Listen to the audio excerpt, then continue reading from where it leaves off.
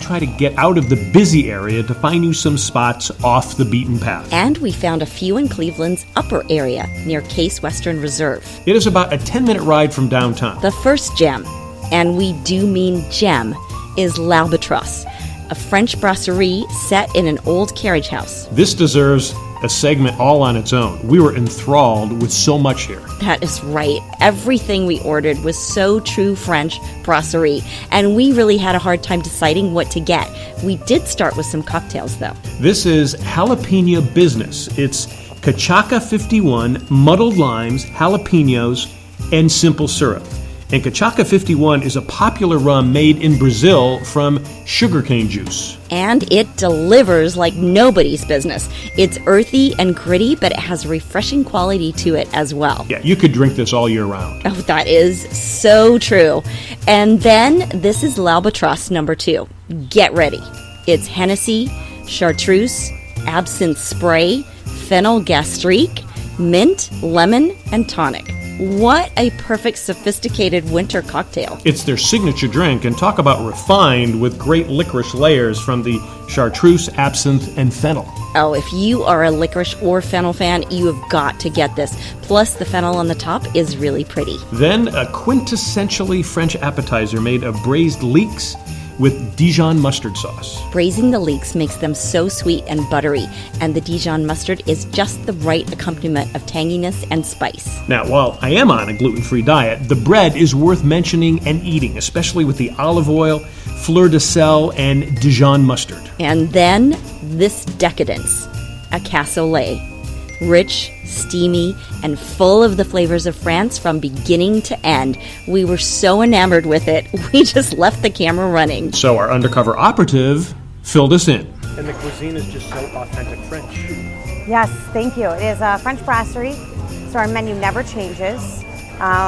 Chef Zach Brule is our owner, and he has kind of put his twist on some of the dishes, but he keeps it pretty authentic. Now that had everything in it to make a perfect cassoulet. Braised white beans, lamb, duck confit, pork belly, and sausages.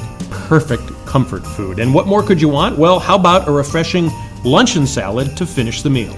We got the brasserie chopped salad with roquefort. The flavors were beautifully juxtaposed, and this salad was light and tasty. Perfect with a glass of white wine. And speaking of wine, we also had some beautiful ones. A Chardonnay by Paul Bouchard from Bourgogne, which is Burgundy in France. And this Saint-Emilion by Chateau Biron Bouqueret, Calice from Bordeaux, France. Our operative filled us in on Zach Brule.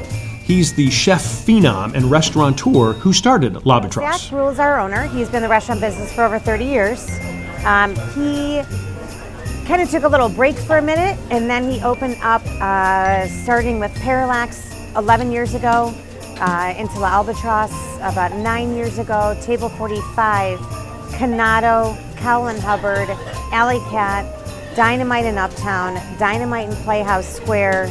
He's taken over the Natural History Museum catering, and he will be opening a brewery in April in So the he's Flats. sitting on his ass doing nothing. He's a very, very bored man.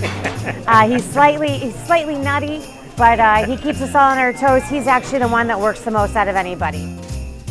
Nearby, we went to the Glidden House, which is an old mansion started by the Glidden family who made their fortune in paint. The house, which is now a boutique hotel, was built in 1910.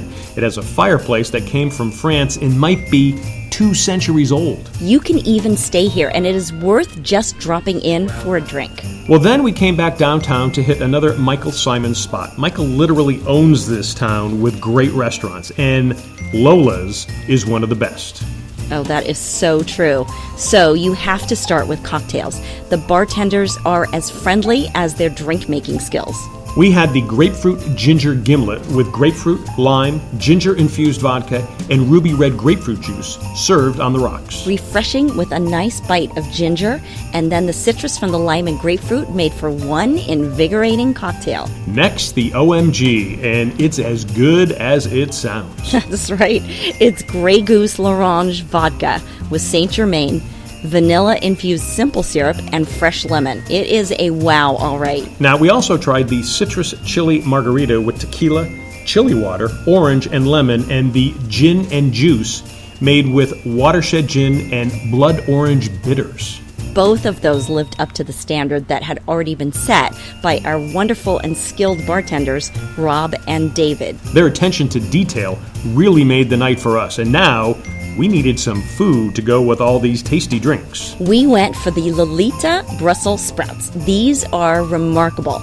They are deep fried, which brings out the earthy sweetness, and then tossed with walnuts, capers, and other briny flavors. Remarkable indeed. I don't think I've ever had Brussels sprouts deep fried like that, and what a special treat that was. The soup that night was cannellini bean pureed, and then more cannellini beans added for texture. We loved this. It was warming and delightful, especially on this cold night. And healthy with the kale on top too. Then these pierogies filled with slow-roasted beef cheeks and wild mushrooms, served with horseradish sauce. This was hearty and a fun twist on a classic. And this is pancakes and eggs. It's creamy burrata, briny roe, fresh asparagus, everything spice, and dill. This is an inventive mix of modern and classic flavor combos. Now, this dessert set the bar for desserts everywhere after. It is figgy toffee cake with apple chips, poached pears, and my favorite, the toffee-covered Marcona almonds. It really hit the mark with the cream cheese ice cream as well. Boy, that was good.